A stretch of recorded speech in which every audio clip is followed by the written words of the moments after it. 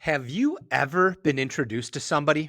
You're at a party, you're at a meeting, whatever. You're introduced to that person, they say their name, and a second later, you're like, oh my God, can't forget, I can't remember their name.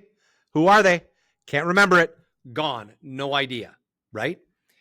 Have you ever studied something and 5 years later, gone? For me, calculus.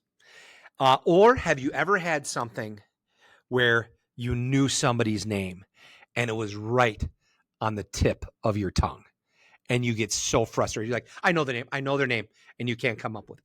Well, if any of those things have ever happened to you, you want to stick around for this episode. I am MysterE. This is MysterE's Mysteries, and we are exploring all things mysterious in the world of psychology.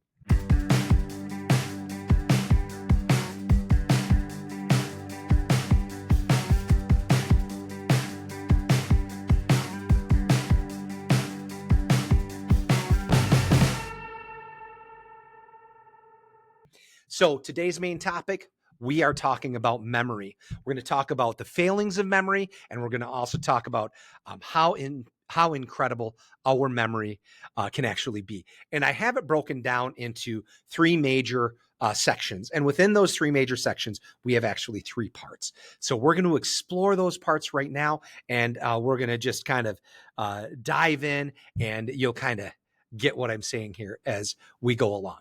So if you're watching this podcast, shut your eyes. What color shirt am I wearing? Okay, open your eyes. All right. So if you are just watching this show and you recognize that I had a blue shirt on, what happened there is there was a process where something shifted from your sensory memory, which is incredibly fleeting.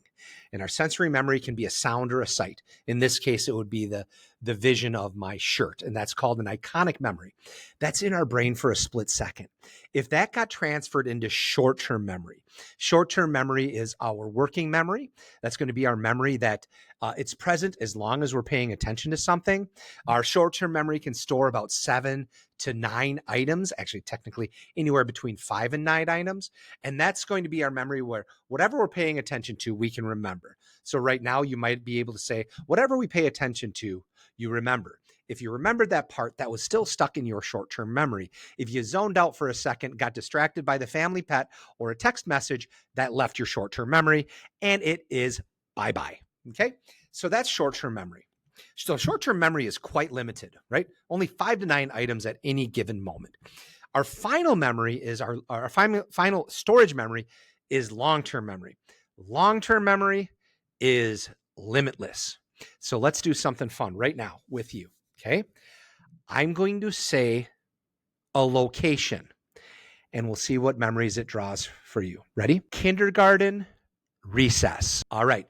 Did you have a specific memory that popped into your head? Was it a memory that you have thought about at all in the last 5, 10, 15, 20 years? Okay. What this proves is that we have things in our brain. We have things in our memory banks, specifically in our hippocampus, that we have had stored there for so long that we've never accessed, but it's there. It is absolutely crazy. I could do another one. Your first sleepover, your first birthday party. And we could go on. And these triggers help to bring up these memories from the archives that can make us realize how limitless our long-term memory is. Okay. So it's absolutely amazing. So again, we really have three parts to that initial memory. We have our sensory memory, which is that very fleeting, instantaneous. Okay. Visual memory is a few tenths of a second. Auditory memory or sound memory is going to be 3 or 4 seconds. That's instantaneous.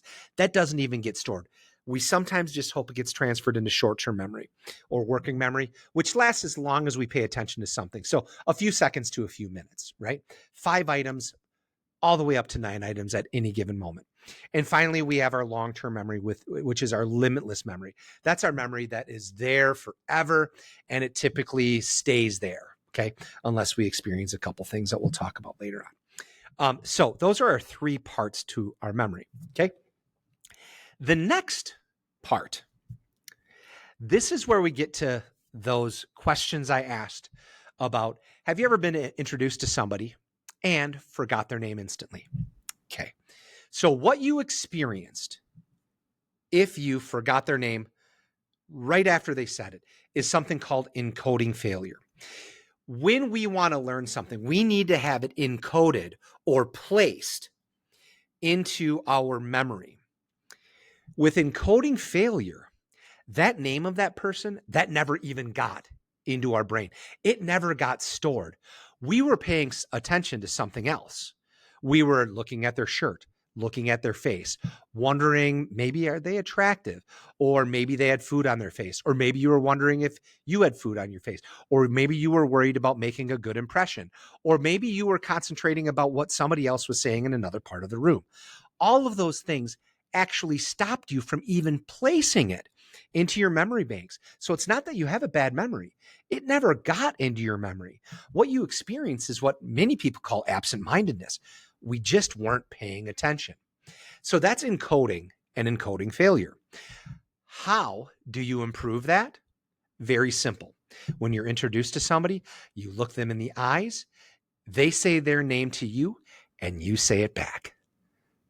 That slows your brain down, and now you have two opportunities for that name to be encoded into your brain. There you go. Okay, next up, after encoding, we have storage. Storage is what we place into short-term and long-term memory. With this storage, sometimes we have to rehearse to make sure that it stays stored. And sometimes we don't. It's effortless. Okay. If I were to ask you what you had for dinner last night, you could probably name it. Okay. Without having physically said to yourself, I'm going to remember what I'm eating for dinner right now. You don't have to do that. It's just there, right? Okay. So that's cool. But what happens to that calculus that you learned? What happened to that foreign language that you had studied several years before? What happened to that grocery list that you had created and you had remembered for 3 or 4 days because you didn't get to the grocery store right away? Well, what happens? You experience what is called, if you don't use it, you lose it. That's also known as storage decay. It just breaks down. In our previous episodes, we learned about neuroplasticity and how our brain develops and creates new neural connections, right? Well, we also experience something called neural pruning, and it's like pruning a tree or a bush or a garden, whatever. You trim off branches that are dead or dying. With neural pruning, you trim off neural networks that you're not using anymore. I stopped using calculus. Did calculus still help me with my problem solving techniques? Absolutely. But as far as understanding theorems, that is bye-bye. It is gone. See you later. Okay. It's out the door. It has disappeared. It has been pruned, and it left a lot more room to remember TikTok videos that I watched last week. Sorry to admit that. That's not good. Yeah. Yeah, I shouldn't have said that. But I actually prefer YouTube Reels. All right. Anyway, so that's storage decay. All right. And how do we improve storage decay? By continually practicing, by spacing out our practice, by returning to it often. Those types of things help us to avoid neural pruning. As a teacher, as a business person, as a lawyer, etc., you go back and study again what you had previously studied. If you forgot something, you go back to it and you rehearse it again. I don't use slideshows in my classes. I actually rewrite my notes every year because I don't want anything to go bye-bye. I want myself to constantly come back to it and rehearse it to make sure that storage is stronger and stronger and stronger. Incredibly vital. The last piece is retrieval. Retrieval is how we get things out of our long-term memory. And if you remember, we talked about that tip of the tongue. I mentioned it briefly in our intro. Tip of the tongue phenomenon, where you know something's in your brain, but you can't quite get at it. That inability to get at it is called blocking. Something is blocking it. Okay.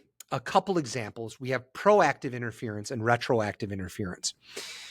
Proactive interference is when new stuff is being blocked by old stuff. So I can't remember my new. This is the best example.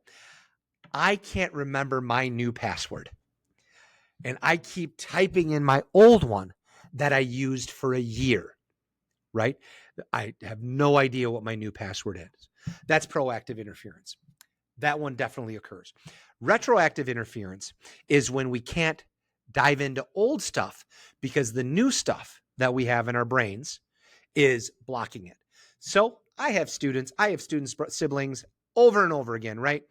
I remember my students from this year, but their brother or sister from 4 years ago, 5 years ago, their name escapes me. Why? Because I have 450 names that I've learned since then, and I can't get at it. It is blocked. It's there. I knew them for over a year. Okay. If I had a hint, I could probably come up with it. Right. But those are the kind of the three examples of how our memory works. So we have what sorts of memories we have, which are sensory, short-term, long-term. We have how our memory works, which is encoding, storing, and retrieving. And our last section is going to be the best ways to memorize. And those are going to be auditory, visual, and semantic. When I teach, I make sure I'm teaching to these three qualities. Auditory, I make sure I'm saying things so they're hearing it. And I'm oftentimes saying it twice. Okay. Visual, I have this up on the board and I also have them writing it down. So they're seeing it on whether it's the LCD projector board or the dry erase board, they're seeing it there. They're also seeing it on their paper. They are writing it down. And that, by the way, that process of writing is actually key to memorization. If you're using keyboard and typing, it's not actually quite as efficient in remembering things initially. So it's time saving, the typing is, but it's not quite as efficient as it would be writing the things down and storing that into memory.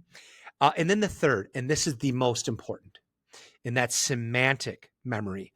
This is giving whatever you're teaching meaning, okay? It has to mean something to the people that you're teaching it to. It has to mean something to you. I'll make a very simple deal here. I know all the presidents. I have them memorized all the way up and down. And I'll just give you one example of using semantic, auditory, and visual. Auditory is obviously I say it. Visual is I look at it. But the semantic is this. The 13th president is a tough one to remember. I would guess that maybe 95% of you listening or watching don't know who that is. For me, it's easy. It's instant. And it's super easy because number 13 is an unlucky number. The 13th president is Millard Fillmore. Millard sounds like Mallard. Mallard is a duck. Mallard Fillmore is an unlucky duck. It's automatic. Number 13, Millard Fillmore. Yeah, it has meaning to me. That number 13 has meaning to me. And it makes a huge difference. Number 14, Franklin Pierce. Why? My dog died when he was 14 and his name was Franklin. There you have it. So that is going to be all of our things that we learn about memory. I went through it quite quickly. I hope you enjoyed it. Again, I am MysterE. This is MysterE's Mysteries. Make sure you follow us on anywhere you can find podcasts. A big thank you to Unify Agency and Bear Wade for directing and producing. Make sure you give us a 5-star and follow us. Hey, you guys have a great day. We'll see you.